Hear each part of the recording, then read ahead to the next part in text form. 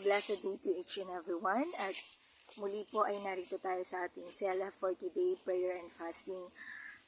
At syempre po, nagbukas po muli ito at ang season na po natin ay nasa 45 na po. So, happy 45th season na po ng ating daily prayer and fasting. So, ngayong araw pong ito, ako po ang makakasama ninyo.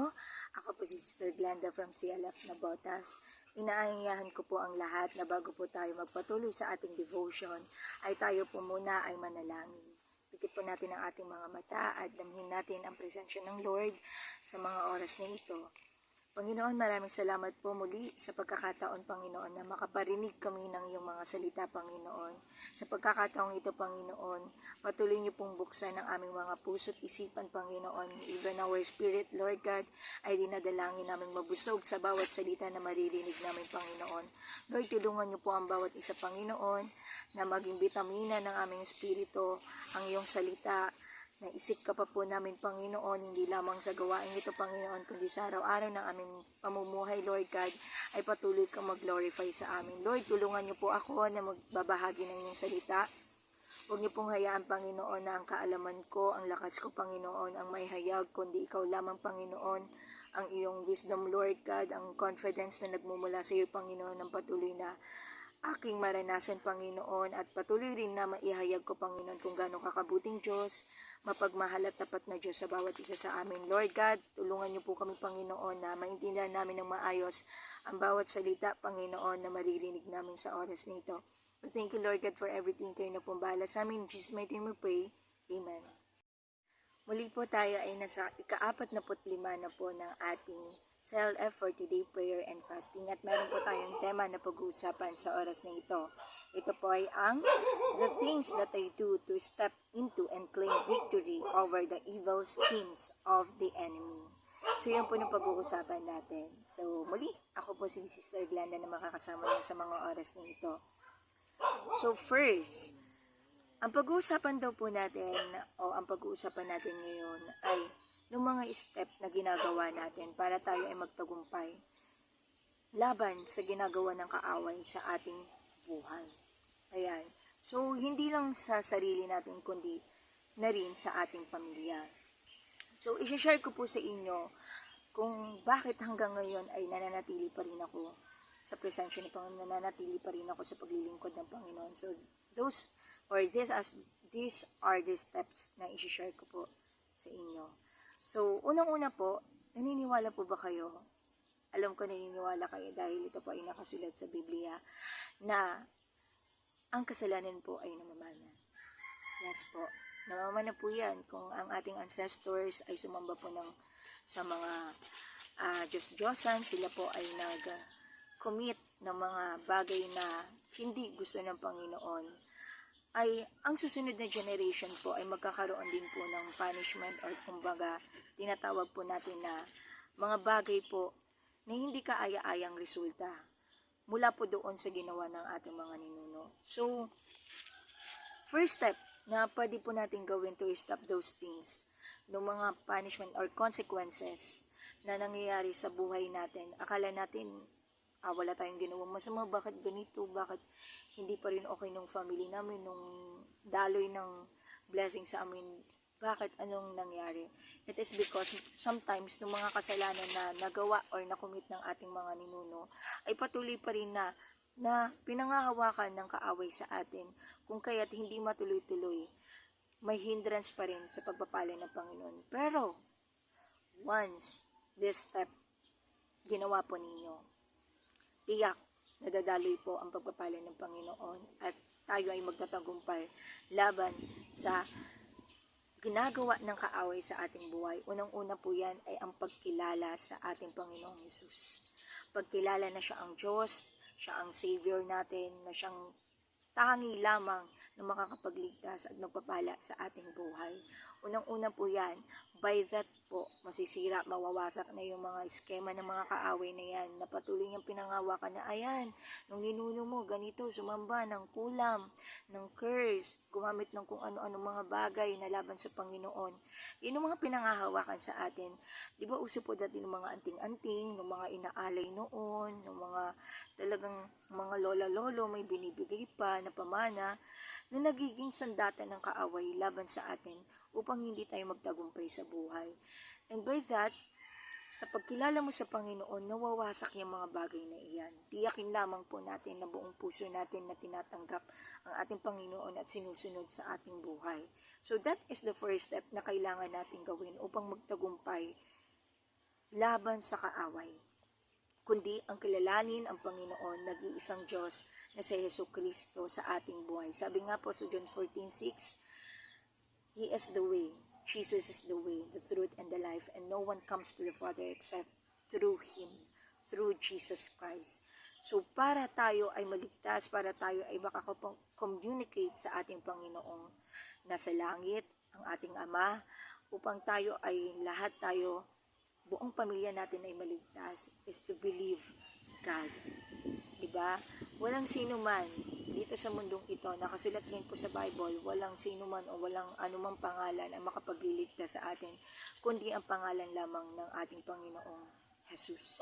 So unang-una, para tayo ay makaligtas doon sa mga eskema, tayo ay magtagumpay doon sa mga schemes na ginagawa ng mga kaaway or ng kaaway sa ating buhay, is to believe Jesus. Believe God. Accept Him truly in your heart na siya nung Diyos mo at siya lamang ang Diyosin mo sa buhay mong ito.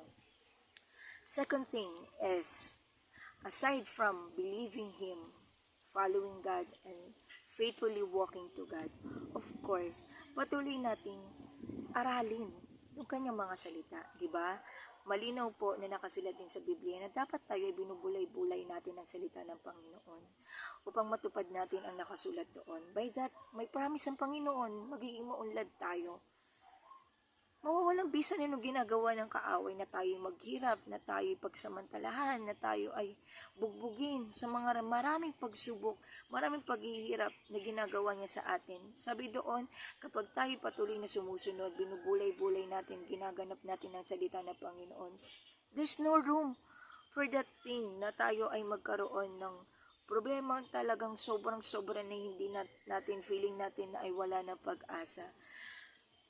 And we believe na kapag tayo ay nakikinig sa Panginoon, kung tayo ay mataimtim na nananalig sa Panginoon at tayo po ay inaalam talaga natin, inaaral natin mabuti at sinusunod natin ang salita ng Panginoon, we believe na yung mga pangako niya ay magiging tunay sa ating buhay. Maniwala po tayo dyan. Di ba, there are many things na nakasulat po, promises of God sa Bible, na mapanghahawakan natin. Nandiyan na po nung Jeremiah 29:11, napakalinaw po kung ano ang sinusulat dyan. Di ba po? Ganun na lamang. Di ba po? Na nakasulat doon. For I know the plans that I have for you, declares the Lord. Ang Diyos mismo ang nag-declare sa atin na alam niya nung plano, meron siyang plano sa atin na hindi natin ikakapahamak. Kundi magkakaroon tayo ng pag-asa, magkakaroon tayo ng masaganang buhay. Diba? Kung yung mga bagay na iyon na pinanghawakan natin ng mga salita ng Panginoon, patuloy natin binubulay-bulay, pinanghawakan, meron tayong panlaban sa mga skemang ginagawa ng mga kaaway sa atin. Diba? Kung binubulong sa atin ng kaaway, hindi, dyan ka na lang, maghihirap ka na habang buhay. Declare Jeremiah 29:11 over him. Hindi siya magtatagumpay sa buhay natin dahil may planong maganda ang Panginoon sa buhay natin. At hindi niya mapipigilan yon once tayo ay nagtiwala sa Panginoon, once tayo ay tunay na nanampalataya sa Panginoon. Sino siya para harangin ng plano ng Panginoon sa buhay natin? Sino ang dyablo na kahit siya natalo na siya ng Panginoon, di ba? Maliwanag sa Biblia na natalo siya, even death, even Satan, walang laban sa Panginoon. So, kung tayo talagang naniniwala sa Panginoon, wala na rin siyang laban sa buhay natin. Maniwala po tayo siya. Mas malakas ang pananampalataya natin kumpara sa nagagawa niya sa buhay natin. So maliwanag na maliwanag, una, kilalanin ng Panginoon, pangalawa, humawak tayo sa mga promises ng Lord, pagbulay-bulayin natin ang salita niya, kasi yun ang magiging nutrition ng buhay natin, yun ang magiging lakas natin, kasi kung wala tayong alam sa salita ng Panginoon, paano na? Paano na natin makakounter ng mga ginagawa ng kaaway sa atin? Paano natin maiiwasan? Paano natin mapaglalabanan ng mga ginagawa ng kaaway kung wala tayong bala? Diba? Maliwanag po na kapag tayo ay nakikidigma sa isang problema o isang pagsubok, hindi lamang po pwede na tayo ay tutungo lamang doon nang walang dalang bala, nang wala man lang shield. Diba?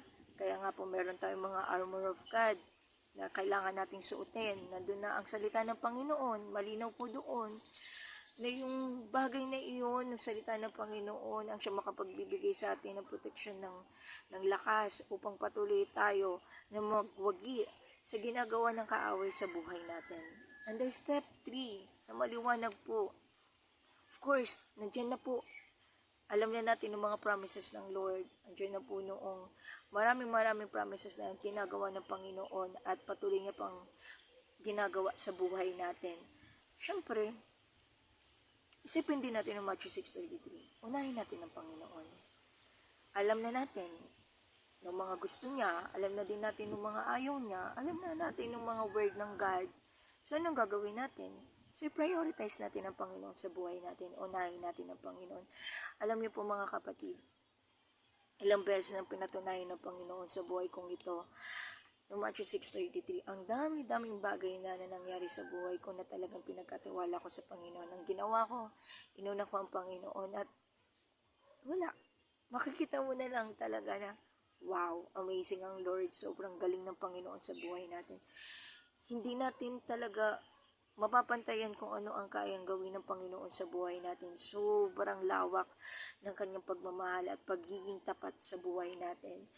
Yung Matthew 6:33 na sinasabi po sa Biblia, kung saan ang nakasulat po doon, unahin natin ang Panginoon, ang kanyang katwiran at ang kanyang kaharian at ang lahat ng bagay ay dadagdag niya sa atin. Malinaw na malinaw po na kapag inuna natin ang Panginoon, hindi lamang sa pagbabasa ng kanyang salita, kundi sa pagsasampamuhay ng kanyang mga salita. Kumbaga, inuuna natin siya sa over the world, over ourselves, over the people around us. Ay siya nang bahala sa atin. Magbibigay siya ng katagumpayan laban doon sa mga ginagawa ng kaaway sa atin. So, is there any room sa gawa ng kaaway sa buhay natin kung patuloy nating inuuna ang Panginoon? Siyempre, wala na po. Kasi, ang buong-buo na natin, pinagkakatiwala na natin, binibigay na natin sa Panginoon, sinusunod na natin ang Panginoon. So, there is no room na para magtagumpay ang kaaway sa atin kasi occupied na tayo ng banal na espiritu, occupied na tayo ng pagmamahal natin sa Panginoon at pagsunod natin sa Panginoon. So, there's no way na masusunod pa natin ang gawa ng kaaway. So, that is the third step sa buhay natin. Gawin natin na unahin ng Panginoon sa lahat ng sinasabi natin, iniisip natin, ginagawa natin. Patuloy na ang Diyos ang unahin natin. And by that thing, maliwanag na maliwanag po na hindi na makakapenetrate ang kaaway sa buhay natin. Because God is in our heart, is in our body, at siya na ang nasusunod sa buhay natin. Patuloy lamang po natin na i-offer ng buhay natin sa Panginoon. Kasi when we do that, kapag inuna natin ang Panginoon, maliwanag pa sa sikat ng araw na ang Panginoon din ang siyang patuloy na kikilos sa buhay natin. At kapag siya ang tunay na kumilos sa buhay natin, walang magagawa ang kaaway. Never mananalo ang kaaway sa buhay natin. Bagamat nagkakaroon tayo ng problema, pero madaling-madali na lang na maayos, madaling-madali na lang na magkaroon ng solusyon. It is because we believe in God. We trust in His words, pinag-aaralan natin ang salita niya at sinusunod natin ang salita niya. So, those are the steps na mai-share ko po sa inyo. Kung gusto niyo pong makalaya sa pamatok ng kaaway na patuloy niya pong ginagawa sa buhay ninyo, maliwanag na maliwanag po na sundin natin. Unang-una ay manampalataya at maniwala sa Kanya. Pangalawa, pagbulay-bulayin natin ang salita niya. Pangawakan natin ang mga salita niya. At pangatlo, unahin natin ang Panginoon sa buhay natin. Kumilos tayo na parang tayo or talagang tayo ay anak ng Diyos. At walang anumang gawa ng kaaway ang magtatagumpay dito o sa buhay natin. Maliwanag na maliwanag po iyan. So maraming salamat po sa pakikinig sa mga oras na ito. Nawa po'y may natutunan kayo na kung tayo man po ngayon, lahat naman po tayo nakikinig dito na may pananampalataya at naniniwala sa Panginoon, dapat maging malinaw po sa buhay natin na hanggang wakas po, panghawakan natin to. Kasi di minsan, ng paniniwala natin at pananampalataya natin sa Panginoon, hindi niya tayo iniwan, hindi niya tayo pinabayaan. Hindi minsan sa buhay natin masasabi natin na, Lord, ang gara mo, pangit mo naman kabanding Lord, bakit ganito pinabayaan ako? Ni minsan, hindi natin masasabi yan. Kasi, minsan naman walang ginawa ang Diyos na hindi maganda sa buhay natin. It's us, tayo lang nung gumagawa sa buhay natin ng mga kabulastugan ng mga hindi magagandang bagay. And the consequences na nagiging natin sa mga past mistakes natin. Pero hindi natin may ibabalik sa Panginoon yan na ang Lord masama, ang Lord pangit kabanding, ang Lord hindi tapat. Kahit tanawin natin or isipin natin ng mga past days, years na meron tayo, ang ginagawa ng Panginoon ay patuloy tayong minamahal, pinapatawad, sinasamahan, iniingatan.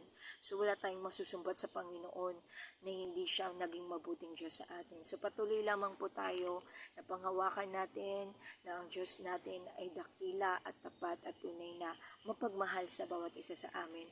Namnamin natin na ang bawat buhay na meron tayo dito ay protected by God, loved by God, and ang ating Panginoon ng pinaniniwalaan ay tapat.